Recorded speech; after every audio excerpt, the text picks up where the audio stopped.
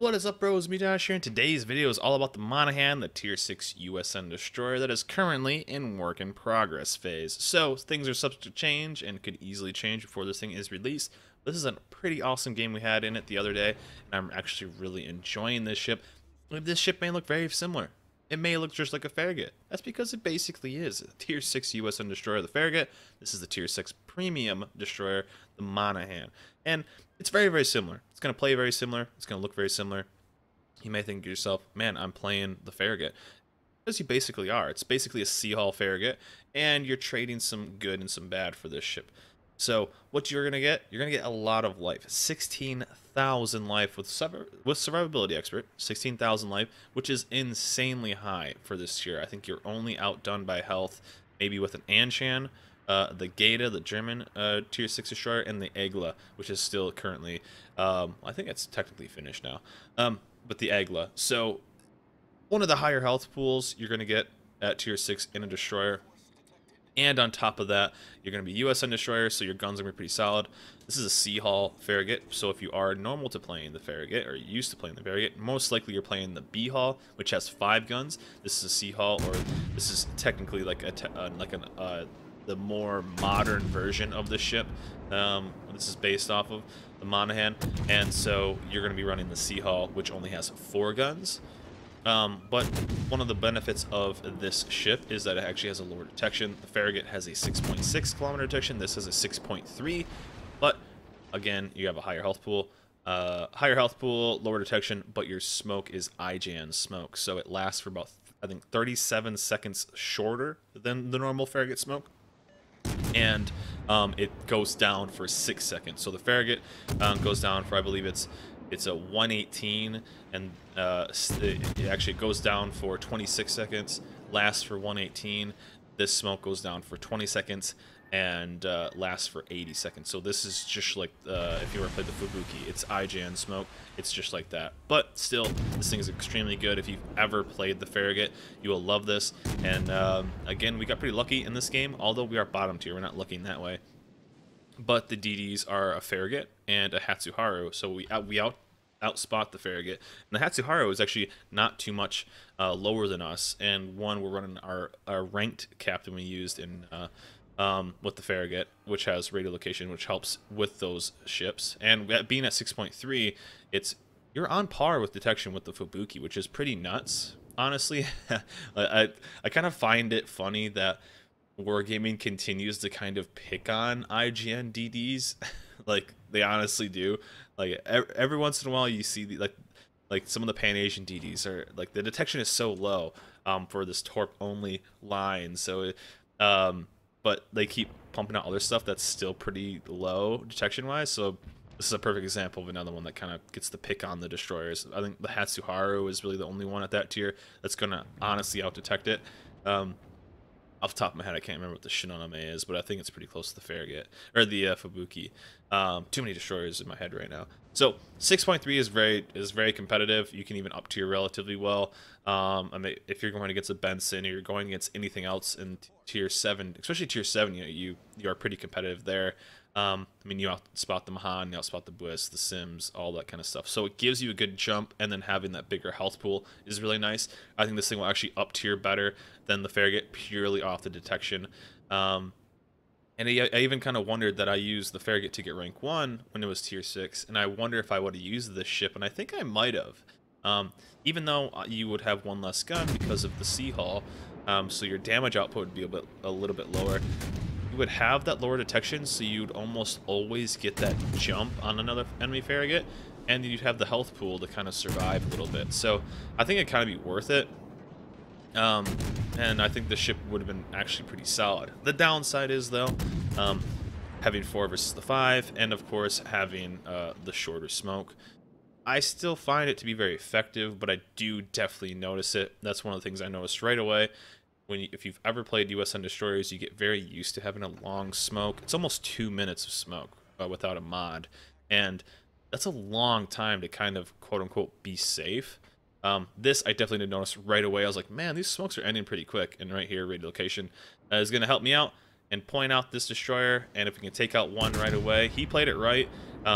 He just happened to have, well, actually, he played it right in theory. He saw that he was located. He probably shouldn't have maybe been so aggressive there. He should have been more aware of playing around radar location.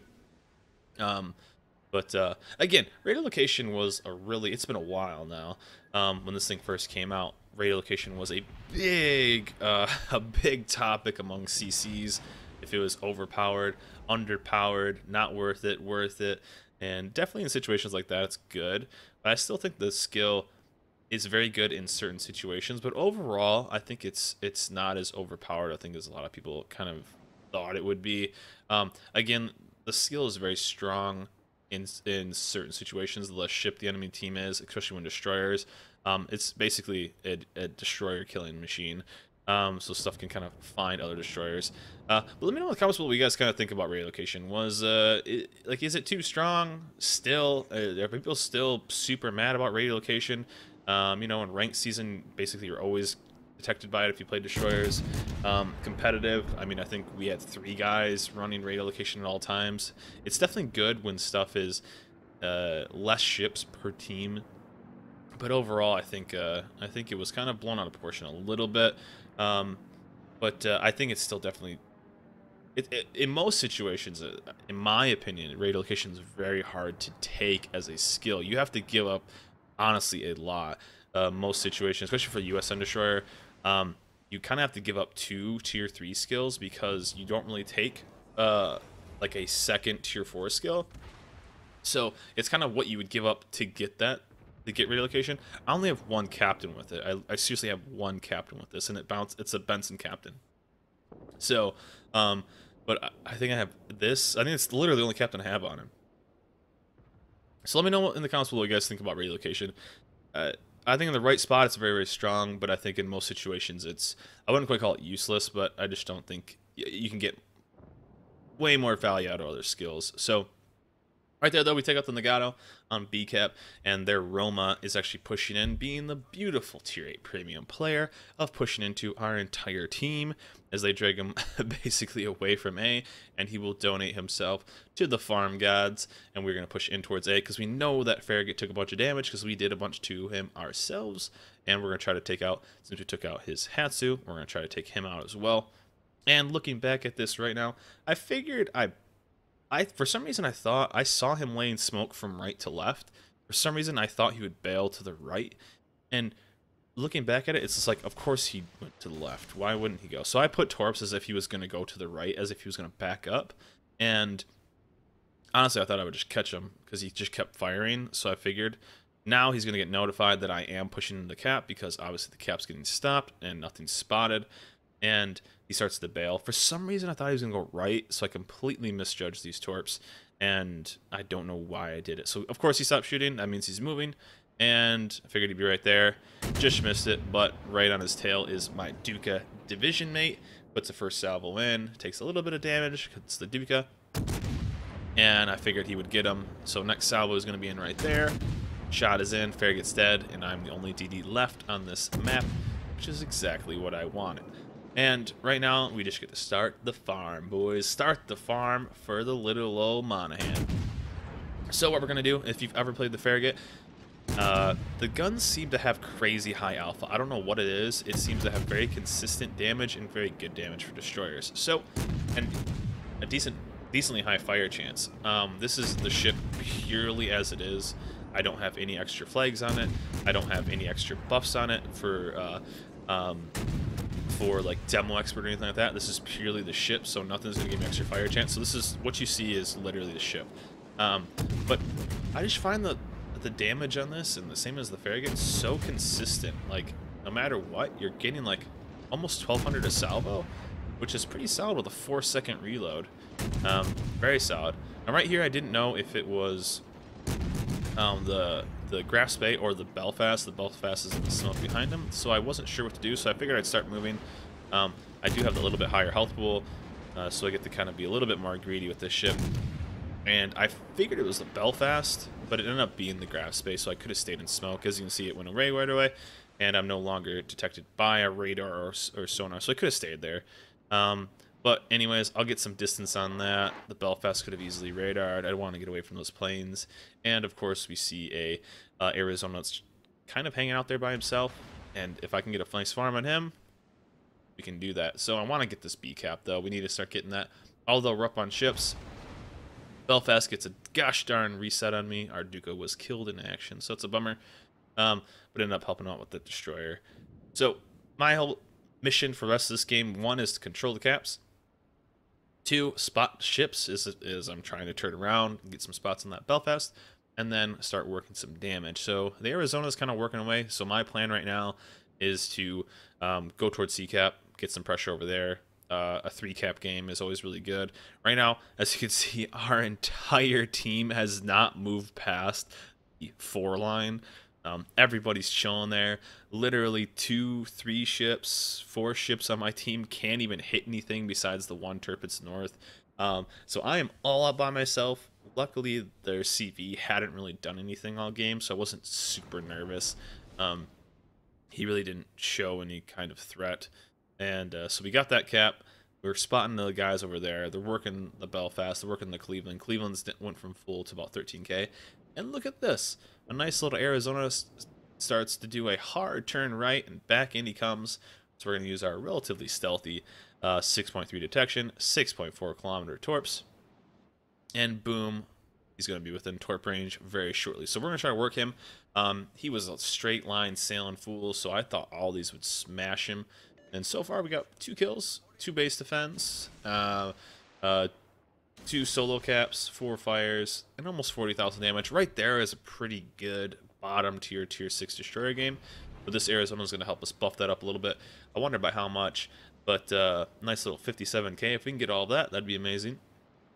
And so this guy is Neo and decides to be one of those weird players that just hanging out broadside, throws on the brakes. Why not? Why not? Throw on the brakes there. Go for it. So, of course, almost all those miss, but 1 snags him. All I need to do is flood it, which it does, which means he will repair that. And as you can see, I have smoke ready, and I can just basically start to farm him. Since he is continuing to shoot with the new smoke changes, I can just sit in my smoke and just start lighting him up. So down goes the smoke, and in goes the fire. HE damage all day. He does not have a repair since you just used it to do the flooding, so every fire will stick. So we are in a pretty damn good spot to start farming some damage. Our team is working on the guys in the middle. We do lose our Queen Elizabeth, but the Queen Elizabeth got the Tirpitz. So we'll call that a pretty good trade, which means the rest of our team can move up. Now, will they move up? That's the question. They haven't done too much. As you can see, our entire team, our CV is the farthest moved up besides me. We have both of our battleships on the 2 and 3 line, and we'll just see what we can do. So, torps are going to go in. On the Arizona, we're going to try to get another fire. We're going to start to aim a little bit farther back. As I'm sure most of you know, as you can see, I'm trying to aim a little bit farther back in the ship. There's 4 spots on a ship that can be on a battleship that can be lit on fire. So the nose is on fire, so I'm trying to get that middle section on fire. And boom, there we go. That also lets me know that he doesn't have fire prevention, so I could technically get all 4 on him. And again, he tries to dodge my torps. And boom, we sting with another flood, which is awesome. He's got 17,000 life left. But he has 2 fires and a flood. So right now we're going to start working on some other ships. And as you can see, we only have 10 seconds left on the smoke. So that's kind of a bummer. That's definitely the IGN smoke field right there. And we need to start working on that Belfast. I was hoping one of my teammates would snag the Bayern, so that's why I tried to shoot at the Belfast, doing as much damage as I could. And luckily somebody does. I think somebody snags them a little bit. But we're trying to kill the low ships right now. We're trying to get some damage on that Cleveland. I mean, even though it's a Cleveland at 10 kilometers away, we can hit a Cleveland for 2,000-3,000 damage a salvo because of our guns are pretty solid, and Cleveland armor is pretty mediocre. So we can actually do some solid damage. Baron smacks us right there with some battleship AP. And our torps are going to go in. I figured he would turn hard right, kind of go straight in, so that's why we aimed our torps there. And we're trying to go dark until our smoke is up, where we can start gunning down again. There's no reason for me to shoot here. I'm super low. I don't need him throwing another salvo and getting god tier dispersion. He ends up tagging me once here. My a full pen would have gotten us down super low, but he decides to, instead of go to his right, he goes hard left, and it did not work out for him, and he decides to take 4 of my torps, so almost 100 to 0, and then on top of that, it's almost like I paid him. On top of that, he turns hard right with his guns, which means, and fires, which means there's about 30 seconds grace there where I can just start burning him down, and he has no repair, obviously, so we're just going to straight up start alphaing him down, and any fire is going to stick too, if he even survives long enough to even take a fire with a 1400 salvo in that superstructure, and try to do as much damage as we can. 600 damage, 1200 more to go. 26 left. Secondaries, that's my kill. So we snanked that. Boom. Just like that. We're about 40,000 damage. We're up to almost 140,000 damage thanks to 2 battleships. Thank you, friends. Thank you, thank you. And luckily, Belfast is pretty low. Cleveland's pretty low. I could basically gun those guys down if I need to. Belfast might smack me. I figured one of those ships would hit him a little bit. Our Roma, the Terminator was an appropriate name. I think he ended up being a bot. He did an entire, as I'm telling him, it's safe to come out. He ended up hiding in kind of ACAP, and he's aiming towards our CV through a mountain right. So Belfast is dead, and he's going to do that. Scharnhorst is going to cap B, so I don't need to do that. Other guys are dead, and basically we're going to sail to victory. So the Monaghan right now is currently work in progress, guys, and it will, subject to change. It could change before it goes live. I don't think it will. I think it's pretty decent right now, and it's going to be a cool kind of ship. Kind of almost Sims. I guess that's kind of a bad comparison, but this is, if you enjoy the Farragut, you're going to enjoy the ship. It's a premium version of the Farragut. It's going to play very, very similar to it. Again, it's basically a Farragut C-Hull, so 4 guns instead of the normal B-Hull you would run on the Farragut with 5. Your detection currently is 6.3 compared to the Farragut 6.